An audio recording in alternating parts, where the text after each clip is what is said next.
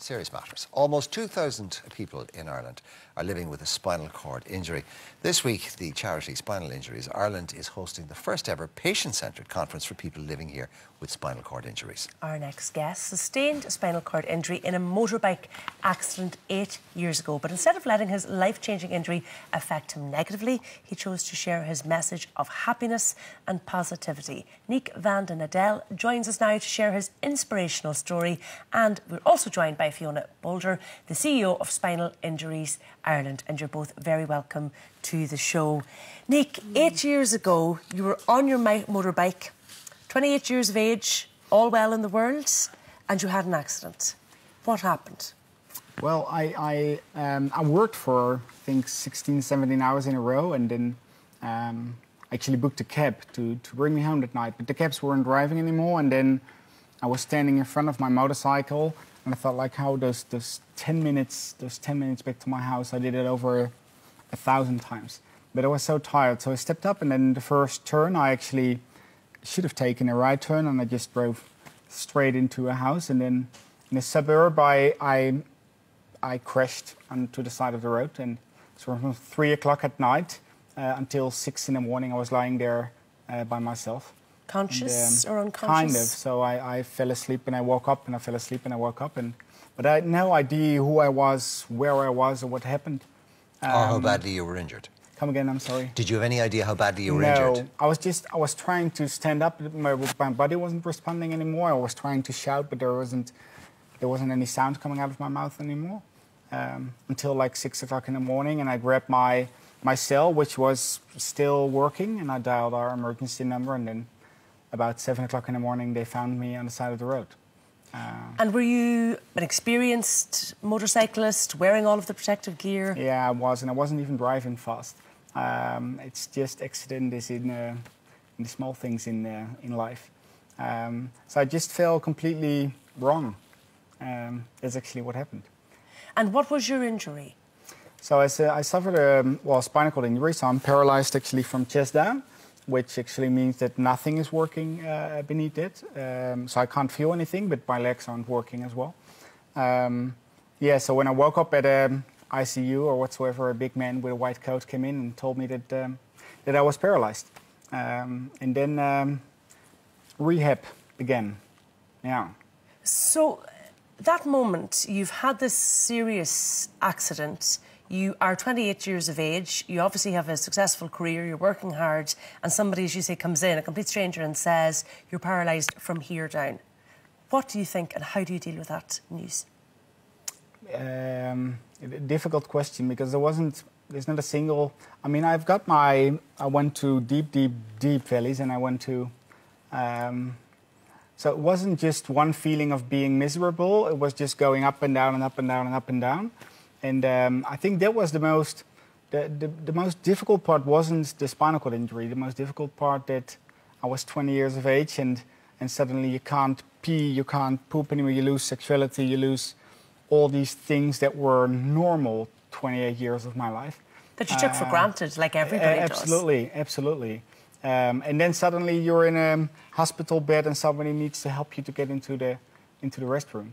I think that was the biggest challenge in my head, just staying positive or seeing the good things in life. And I've got a lot of friends and a lovely family around me which helped me a lot during that period. But I mean, yeah, it's not a Mr. Positive story. It was hard, absolutely. And it still is, once in a while. You lost all the things that you thought made you unique. That were you, that you could do, that you took for granted, etc. So how do you get them back, or where do you start getting them back?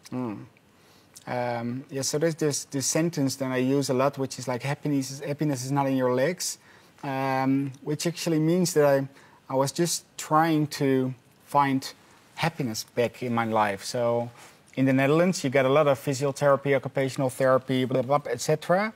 But there's only like 1 hour of counseling in 2 weeks. So I spent all my savings on counseling, coaching, just to get my head in the right position. Because I knew I could recover and have a happy life in my wheelchair, but staying positive, feeling the meaning of life in my head. That was the biggest challenge. So my savings were empty, but there was a happy man after all. And how long did that process take, Nick? Well, I spent 2 months in the IC, and then I went to the rehab center, and I actually was there for 8 months because there were a lot of complications in my neck as well. Yeah, I was eight months in rehab. But I think rehab is for life. But it's maybe the same for disabled people or people that can stand. Everyone has their own problems. It's just a choice how you deal with them. So rehab is actually still going on. Yeah. Well, you still take an incredible amount of medication, and you need an incredible amount of medication because otherwise you would be in constant pain. Yeah, so due to that complication, there are exactly like 37 pills a day to just get the pain to a level that I can live a normal life. If I talk about my handicap, and I absolutely hate that word, it's not the wheelchair. It's not about not walking. It's about the pain. Getting back to my life and not being able to put my daughters to bed, or not being able to work because my arms are just on fire the whole time. And I mean, this is not a sad story, but this is just my life, and I'm happy that those pills actually exist. This is your reality. It is my reality. One of the benefits of what happened to you is that in rehab you met your wife. Absolutely. The love of your life. This is the good part of the story. And I was just thinking that, well, look, you know, when life is looking at its worst and then suddenly the love of your life walks into it, you think, wow. Well, maybe there is a future here after all. There we go. Yeah. Yeah, it is. I think that completely changes my whole rehab. Like after 3 months, I fell in love with my occupational therapist. And so there's not a single pill in life that actually is more, that is better for me than the love of my wife. Can I ask you about that, Nick? Because yeah. I would imagine all of the things that would have gone through your mind about what you'd lost and all the things that defined you and made you the Nick van der Hale that people knew. I'm sure one of the things that came across your mind was that, look at me, I'm in here, who is ever going to want me again?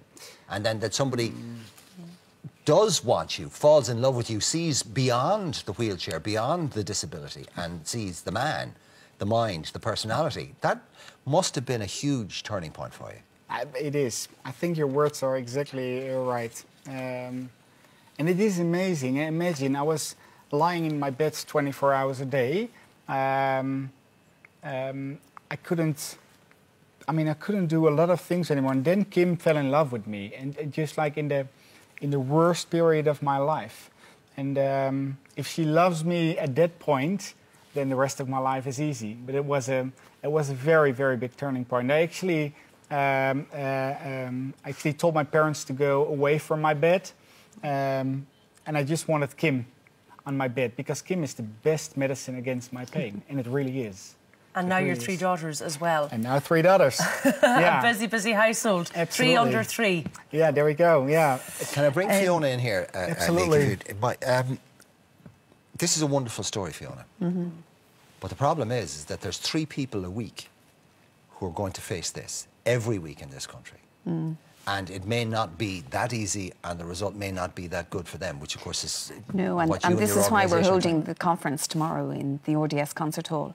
And it's to create awareness for the 2,000 families who are living with a spinal cord injury in Ireland. Because not only does it impact on the individual, but also family members, friends. We always say for every new injury, there are 10 people impacted with it who get the same shock. It is one of the great hidden statistics, Fiona, Absolutely. when we talk about the death toll on our roads. Yeah. But for everyone that dies, there are 4 or 5 who survive with horrendous injuries, and that's for life. Life-changing injuries. And there's traumatic and there's non-traumatic injuries, so that's what people don't realise. And we're seeing increasingly people surviving with spinal strokes, tumours of the spine, and the profile is older people getting spinal cord injuries as well. So that's a global phenomenon that's happening as well.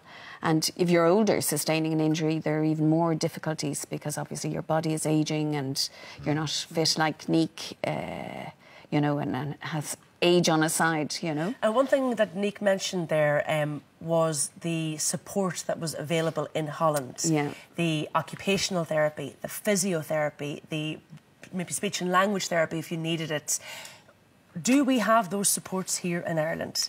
The No, counselling that was even offered, even if it only was an hour a week or an hour a day, are we giving those sort of supports to people who face spinal cord injuries in Ireland? Well, that's why we exist, because even at this moment in time, there are 83 people on a waiting list to get into rehabilitation in the NRH hospital. And if they're waiting, dotted in regional hospitals around the country. Yeah. Some may be at home, where they've been sent home before going to the NRH. And it's really devastating for them, because you sustain your injury, you know, you're medically treated, and then you have to wait for your rehabilitation. So you're getting no physio, and it's like everything in life. Early intervention is so important. So, you know, they're not getting all the services they need. Another statistic is here, which is really frightening, is that 76% of people are unemployed and 40% live on or below the poverty line. And Nick and myself were just discussing it earlier. You know, in Holland, it's the complete opposite, you know. 80% of people are employed. But the difference here is that people with a spinal cord injury are not entitled to a medical card. So if you are a wheelchair user and you have medical issues and you don't know what your future holds medically, you're going to live in fear of losing your medical card. So you won't take up work or a job or whatever in case you lose your medical card. So we're campaigning this year. We're hopeful that we'll get medical cards for people with spinal cord injury through in this budget. Nick, were you able to return to work or find a new career for yourself? I found love, you have 3 daughters. Find my love. Now, I wrote a book in 2015.